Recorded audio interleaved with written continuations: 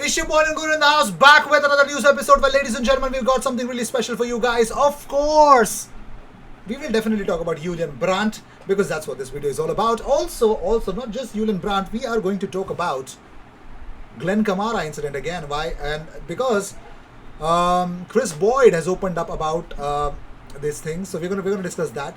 We are going to discuss about Jack Wilshere talking about Arsenal, how they are, why he left, and he actually opened up about it in a recent interview. And we are going to see a simulation by Nathan Bliss, who is actually esports and gaming writer.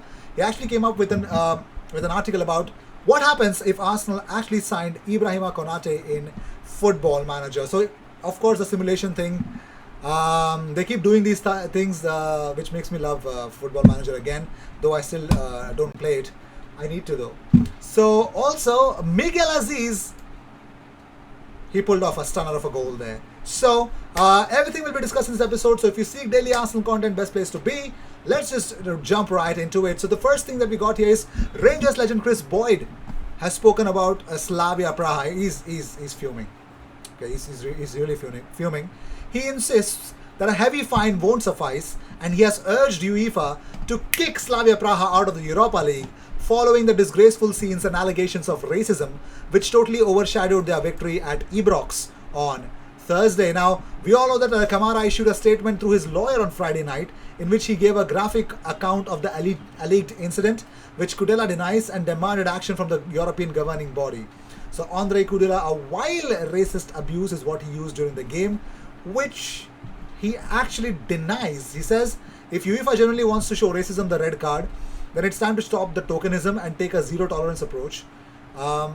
As a player, I do not expect myself nor any other to have to tolerate racial hatred on or off the pitch in 2021.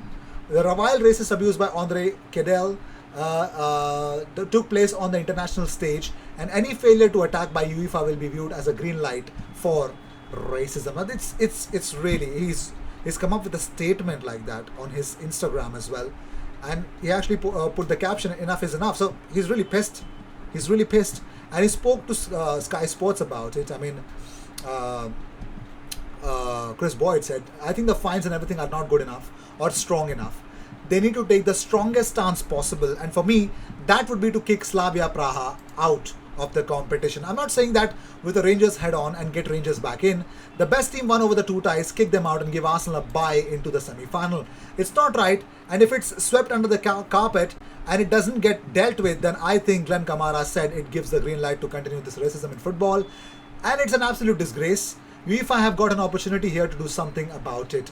I've spoken numerous times about the abuse referees get, and then that transcends into the stands, and then they think it's acceptable.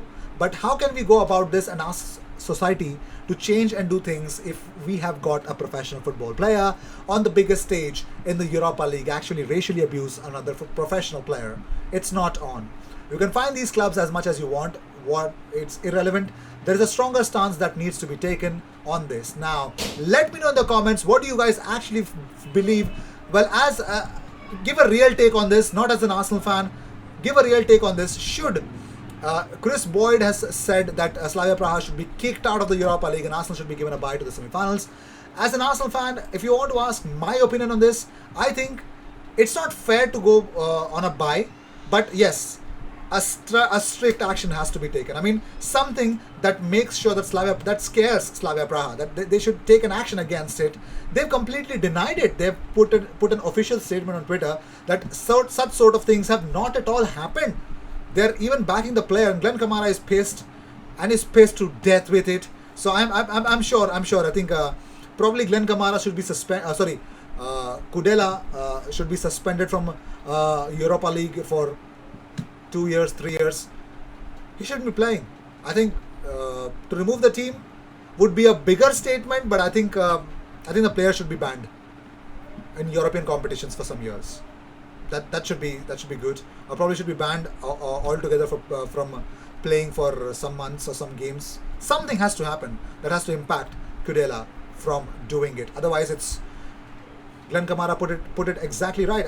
It's a green light to racism then.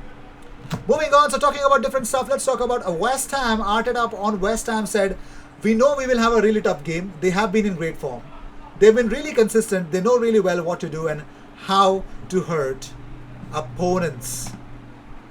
I completely agree. So, Miguel Aziz and the youngsters had a game against Blackburn Rovers.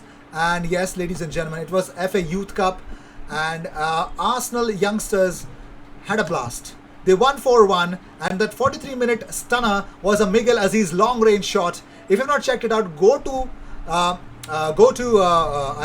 my Twitter account. I've actually retweeted that, so you'll find it. It's a blast. Or you can go and search Arsenal Academy. They've actually put up that tweet about the stunning goal that he has scored. So Arsenal fans have actually loved what Miguel Aziz has done in the FA Youth Cup, and they've actually, some of them have actually reacted to it. So we're going to discuss about that in a brief moment.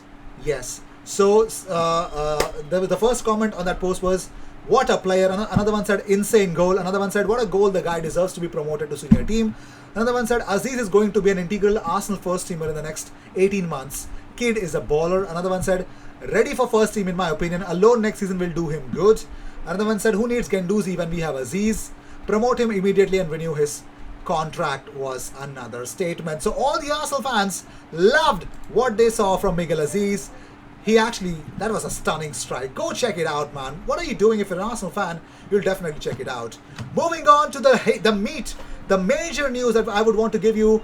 Bild say Borussia Dortmund will sell reported Arsenal target Julian Brandt in the summer if they receive an offer for 25 million euros.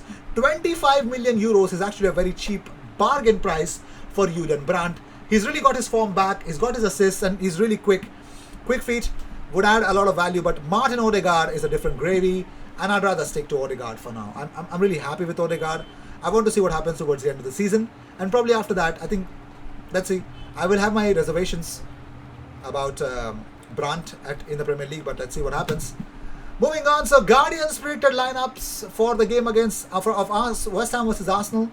They say it's going to be, they believe it's going to be Dawson, Cresswell, Diop, Fabianski, Kufal, Johnson, Rice, Souček, Bowen, Lingard and Mikel Antonio. For Arsenal, they believe it's going to be Smith Rowe, Odegaard, Pepe, Aubameyang, Xhaka Partey, Tierney, Gabriel, Luiz, Behrin and Bernd Leno. That's something special. That's something good. So moving on, so talking about Jack Wilshere, he's opened up about leaving Arsenal and as to how he's actually helping Bournemouth. Well, let's see what happens. The midfielder has discussed about his time at Arsenal, what is happening. So where does his mind first go when reliving those moments? He says, to the parties after. That's what he's saying. He's saying it was always a special tournament at Arsenal, the FA Cup. I played in it when I was 17, and I always had a special feeling when the FA Cup came around, because especially if we played against a lesser team in the early rounds, Arsene Wenger would always play young players. This is a bit different for me because at Arsenal, 95% of the time, you are the favourite coming into any FA Cup tie, but I feel we probably go into this game as the underdog. So he says, I don't feel like I'm coming towards the end of my career. I mean, I know I've been around for ages, but I'm only 29, and while I'm not a young player anymore, I still feel like I have got a lot to give in any team. I'm still hungry and go into training every day with the same attitude as I did when I was 20 or 21. I want to get I want to get in the team, stay in the team, and I know you have to train right and live right, and I feel like I'm doing that. Now, he actually left to West Ham on mutual consent. He did, didn't he? So on leaving Arsenal, Wilshere said, I decided to leave whether it was right or wrong at the time. It felt right, and probably in hindsight, it wasn't right, but it is what it is. I'm like any Arsenal fan now, and it's difficult to watch them because sometimes they make it difficult to watch. And talking about Mikel Arteta, he said, I feel like they're on the right path with Mikel. You can really see what they are trying to do. If they could find a little bit more consistency, I think they will get a lot of success under him because they have the manager's respect and he has the right philosophy. So I think that is exactly what is actually happening at Arsenal. Beautifully put by Jack Wilshere. Moving about Emil Smith Rowe about Ford, and he said, we got so close. We had so many England tournaments. We had a lot of banter together off the pitch. We are the same age, but of course, I look up to him. I'm so happy for him. I know he's going to get so much better. And about Lacazette, Smith Rowe said, Lacazette has helped me so much since I've come into the side. Laka gives so much of us young players confidence. He tells us how good we are. He's such a good character in the dressing room. Now, quickly, let's talk about the Ibrahima Konate.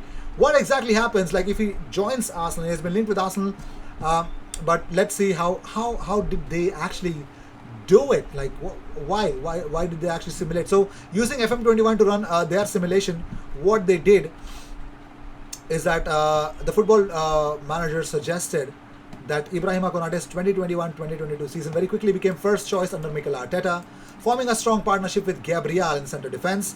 The Frenchman made 46 appearances in all competitions for Arsenal, having an 89% pass accuracy, winning 80% of his tackles, making 77 interceptions, and making 0 mistakes, leading to a goal.